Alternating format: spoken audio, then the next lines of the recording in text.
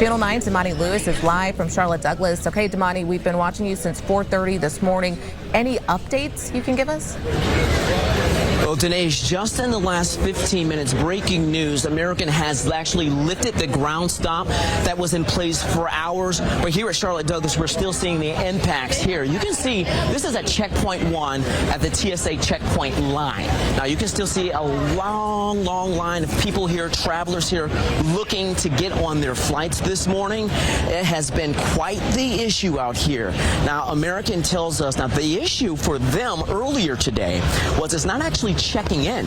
It's actually what happens when you get to the gate. So if we just continue to walk with me over here, you can still see at this checkpoint line, TSA is fine. They're able to check in this morning, okay? But it's when you get to your gate that was the issue. And again, as you mentioned, this is not only impacting American earlier today, it was impacting American, Delta, and United. Now, currently, there are 48 cancellations here at Charlotte Douglas, and that number may soon change. We're going to continue to update you. Now, look, take a look here. You can see right now it's still saying on time at a number of different locations that you're traveling to. But here in New Orleans right now at 7:28, they're saying this flight has been canceled here. Now, we actually spoke with the woman who is heading to Jamaica this morning, and she said she didn't get an update from American. She didn't get an update from anyone. Take a listen. I don't understand. Should get some people some notice and stuff and like start letting people come pile up in here. So you never got any type of notification from American? You haven't received any type of information? Not even from the travel agent or anything, no. Now, we've been in contact with American Airlines this morning, and again, they told us in a statement that they're dealing with a technical issue with CrowdStrike. Now, CrowdStrike, that's a cybersecurity program that helps with communication and logistics. Now, American runs, listen to this, 6,700 flights every day, 700 of them coming right through Charlotte Douglas here. So this is just a massive impact, and Delta and United, well, they are in the same boat this morning. Now, American told us that it is able to communicate with the planes that are currently in the air right now. Again, that ground stop was lifted just in the last 15 minutes, but again, the ripple effects may happen for quite some time this morning, and we will continue to stay out here, be live on air as well as online to bring you any updates as soon as we get them. Let's send it back to you, Dinesh. Thanks, Damani. Yeah, we know how busy it can be out there on a good day, so we'll check back in with you in 30 minutes. Carpenter works with cancer patients every day as a nurse at Atrium Health. But it's what she does after work that may have an even greater impact. Right now, my port shirts are my biggest purpose. Channel 9's Damani Lewis found out how she got into sewing these shirts and the difference it's making for her patients. Just a few ticks down the road from the neighborhood gas station in Sharon, South Carolina. Through a bedroom window. You don't realize how long you've been doing it. You can almost feel the love. You know, gotta help them out. Stitch by stitch. I love it, and it gives me a lot of purpose. Meet Whitney Carpenter, an Atrium Health oncology nurse by day. And I just got a new order. Oh, I love the patient population, being able to take care of people. And serial shirt sewer by night and day. Right now, my port shirts are my biggest purpose. For the last 3 months, Whitney has taken it upon herself to help cancer patients fight, one t-shirt at a time. Out of her own pocket, Whitney orders t-shirts and then custom stitches zippers on them, making it easier for cancer patients to access their ports for chemotherapy. It just kind of clicked. So I was like, I could probably do that. And you can YouTube anything. I watched a few videos, I practiced. Keisha has my prototype shirt. When I tell you it's been a battle, it's been a battle. 45-year-old Keisha Aginibit was the first to receive her special shirt. A mother to 3 young kids, she's fighting sarcoma. And at one point, doctors considered hospice for her. But today, she fights on, thanks to Keisha's personal care bear. So my port is right here. You know, normally you have to stretch and pull down, but just to unzip it and boom, right there. Easy access. When you see that shirt and you put that on, what does that mean? I think about how much God loved me. Because he loved me so much that he had her to make me this. What goes through your mind when you hear that? I'm gonna cry. That's why I do it. And she's made dozens of others for patients, more than 40 so far. And with each smile and thank you, Whitney's inner banker goes on permanent holiday. Because the shirts are never for sale. I will never take money for the shirt. Word of Whitney's labor of love has spread, and cancer patients and their families all over the country are sending donations. 100, 30. This was just like a card thing. And heartfelt messages. Continue carrying your torch and shining a light for others. How does that make you feel, knowing that you have touched lives of people that you have not even met? It's very humbling. Whitney says, like everyone, she's had loved ones diagnosed with cancer, from her mother to her aunt and cousin who died from the disease. In a way, this is honoring them and helping those who continue to fight, one T-shirt at a time. I enjoy doing it. I love doing it. I enjoy the hobby. I enjoy the giving back. As long as I can, I'll do it. In Sharon, South Carolina, Damani Lewis, Channel 9 Eyewitness News. What a great story. No, there are no words for the amount of love and light that she's spreading just by that act. And just a simple... New at 5:30, the effort to find more people willing to answer the call for service.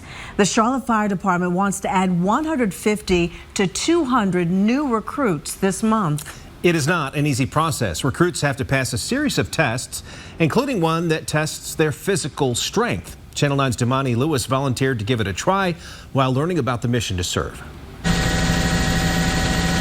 In early July, Charlotte firefighters worked in over 100-degree weather, putting out this two-alarm fire at the recycling center off Revolutionary Park Drive near Clanton Road. They spent hours getting control of the fire, but conditions like that are tough. But so are the firefighters who take them on. This is what's known as the FPAT, the Fireground Physical Ability Test. Anyone hoping to be a Charlotte firefighter has to pass it. Sets a baseline to say you're physically fit and ready to go into the academy.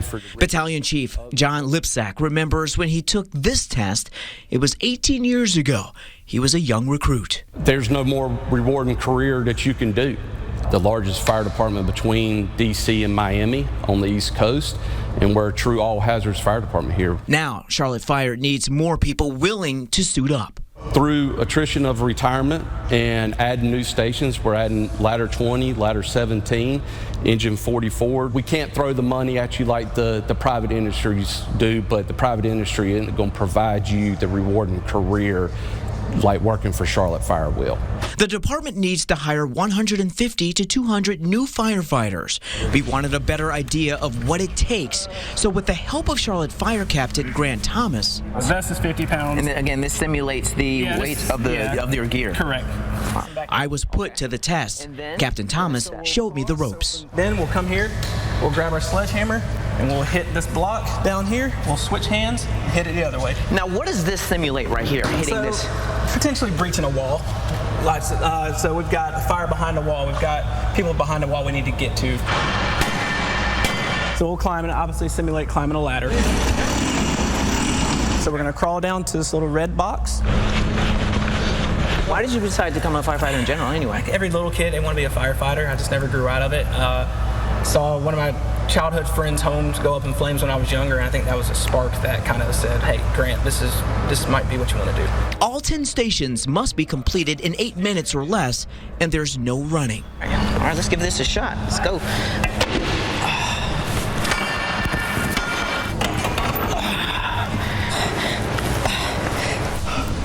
Go over there, grab the kettlebell.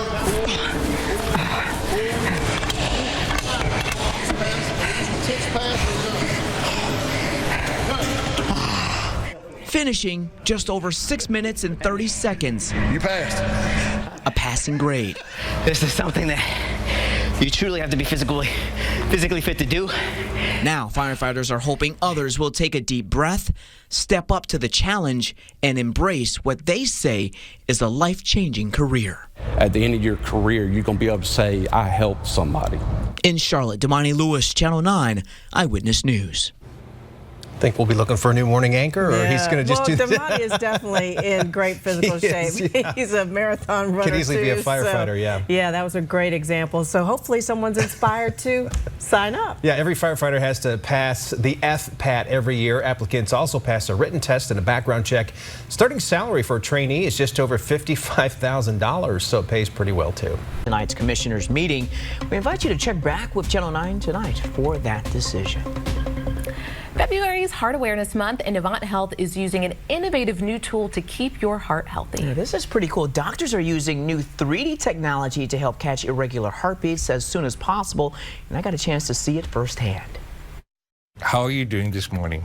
For 62-year-old Deborah Collar, the signs of an irregular heartbeat were very obvious. Well, I kept noticing my heart would beat way too many times. She says her heart problems went on for several years, then got worse. It got to where it was giving me real bad headaches, and I would start getting dizzy and blurred vision. Left untreated, irregular heartbeats can be deadly. According to the Journal of the American Heart Association, between 2011 and 2018, more than 276,000 people ages 35 to 84 died from irregular heartbeats, and the numbers continue to increase. But doctors at Nabj Health have a new way to locate the exact source of irregular heartbeats, which for years has been challenging. Sometimes we cannot reproduce all this extra rhythm, and we may end up having to bring the patient back for another day to do the procedure. Think of it like your car's motor. Sometimes when you drive, you hear strange noises coming from your car, but when you take it to the mechanic, well, sometimes they can't figure out where exactly the problem is because the noise stops. Well, your heart, it's the same way. By the time you go to the doctor with irregular heartbeat, sometimes it takes doctors hours to locate where in the heart the problem is, but not anymore. Thanks to this, a vest that provides a 3D mapping system of the heart. It uses more than 250 electrodes across the chest to record heartbeats. And doctors say it dramatically cuts the time it takes to determine where inside the heart the problem lies. I think it's remarkable. Nabj Health cardiologist Dr. Lai Chow Kok has been using the new technology for a month. Before this, he would have to spend time looking at every angle of the heart on an EKG, trying to ID the problem. This gives him a clearer blueprint, saving time and eventually patients' lives. The heart is made of 4 chambers, so I know which particular chamber of the heart this problematic rhythm comes from. And then not only that, but it helps identify within that chamber which portion of the chamber I should pay attention to. So I've got you completely. For Deborah, the vest was able to pinpoint her issues on the back of her heart. After more follow-up testing, she'll undergo an ablation, which will destroy the muscles causing the irregular heartbeats. Doctors say in many cases, patients can go home the same day after the procedure. Anytime when we as physicians can perform a procedure over a shorter duration of time without losing effectiveness, we actually serve the patient better. Nabj Health is looking to bring this to Charlotte, and right now, the closest location you can find it is in Winston-Salem. But it's just so cool technology just to put this vest on, and literally just after a little bit of time, it can just hone in on where the issue is. Wow. That's amazing. That's amazing. Wow. What else is amazing? The weather. Today,